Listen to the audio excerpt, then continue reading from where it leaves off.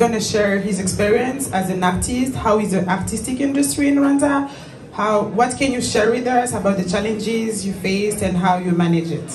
Thank you.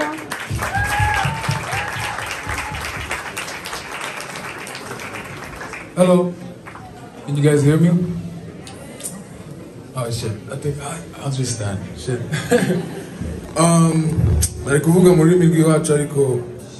I think English is easier because I don't speak French like that. It's a bit shaky, but I'll speak in English. My name is MIKE KAYIHURA, and I'm a singer-songwriter from Kigali, Rwanda. And it's super nice to be here, man. I had a show here with DJ Pius, I don't know who he is, but on the 5th of November. That was my first show away from Kigali, well, away from the continent, you know. It was my first show in Europe, and like it's super nice to see, you know, people coming over. But I'm not here to talk about my show, I'm here to talk about me as an artist. So, I started my musical journey in church, you know. But before I say that, I'd say music saved my life because as many of us, the youth, we have stories of coming back home and the stories that we've experienced away from home. So those stories live with us forever.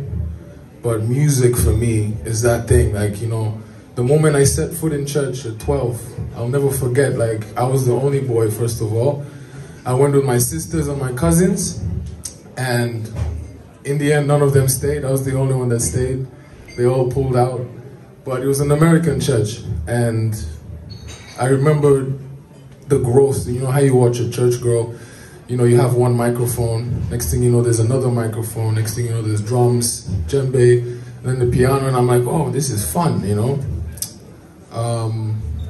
So the reason I say music saved my life is because I have so many stories about coming back home, and my moments coming back home for good in the late 90s, in 98, 99, were really challenging, you know? So I technically have a visual of Kigali coming from, you know, where it has been to, like, you know, it's just incredible. Every time I step away from home as well and come back, like I miss it already. Like I can picture going to the airport and yeah, and just seeing the cleanness and everything. But for me, it's much bigger than the greenness and everything. For me, it's more of like, I feel so alive because everywhere I go, I just remember what it looked like 5 years ago, 10 years ago. You know, it's like, wow, this is breathtaking.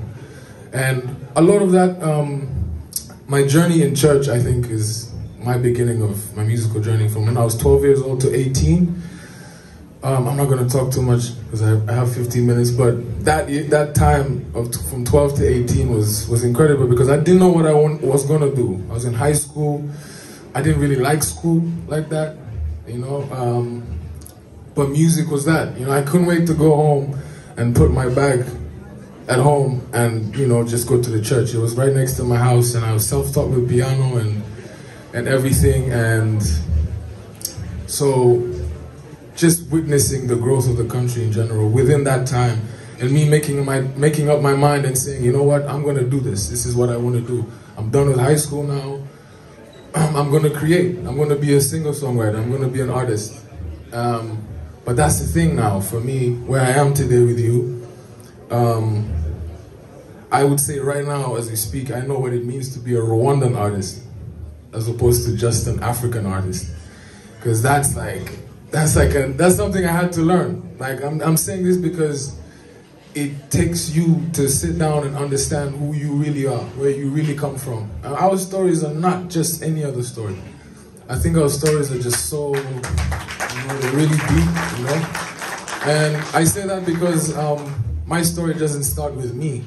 My story starts with my father, my father's father, my mother's mother, and, you know, it's a long line of, like, legendary stuff, right? Like, because if you sit down and listen to the stories of your grandfathers or grandmothers, it's like, you cannot match that, but, you know, you have a way to, like shape it up and be better and, like, create better for our children, right? So, right now as we speak, I call myself I used to call myself an artist, right? Like, I'm from Rwanda, I'm an artist from Rwanda. I say I'm a Rwandan artist now because I believe storytelling is going to change our country as a whole. I believe storytelling is and this might sound weird, but I think the gorillas are gonna get bored sometime. And we're gonna get bored of the gorillas too, right? So I mean, like I think what we're gonna have left is storytelling, you know? So you guys coming back and telling your stories, finding us in our spaces and polishing them for us and making sure that those spaces can last longer, you know? It's incredible, you know, like the little bit I've been here, I've got to meet with a few fellow Rwandan, not just artists, but in general. You get to see there's so much in common in terms of the storytelling side of it. Because even us that live in Kigali, we're not doing much about that storytelling side of it, you know? And I do think the more, you know what they say, traveling is the heartbeat of storytelling. You need to move, so you see what's happening everywhere else. And I feel like being here and meeting different people has kind of, you know, waking me up and realize that if we're going to grow as a country, we all have to do it together, 100%, because the experiences you have here are unmatched compared to the ones we have. Ours are quite limited, but we're blessed with the one thing, which is connection. Like, I can speak to you from a distance, a phone call away. We're online, we can speak and we can share ideas. And I say this because that's what I think we're lacking as the youth. And I'm saying this on I'm coming from an artistic perspective, but I feel like as a whole, I feel like that's just, you know, the oomph that we need. Like being like, okay, what can I do for you? Or, you know, I think it's not that complicated. I think it's just about, you know, using the resources we have in terms of communicating and so on. I think I went a bit away from what I was supposed to be talking about, my musical journey, I don't know. But hey, listen, I'm a dreamer like all of you, we're all dreamers. It was really hard for me to get to that point where I say I am a Rwandan artist, because I felt unappreciated. Because the kind of music I would do, for example, is, you know, not, you know, the usual sounds. But as you grow, you realize, look, I have a place to call home. And my stories can be polished at home. And what better way to go about it like that, you know? But long story short, it's such an honor to be here with you guys. It's an honor to be a Rwandan artist. And artistically speaking, whatever touch you have, we need you guys to come through and polish that.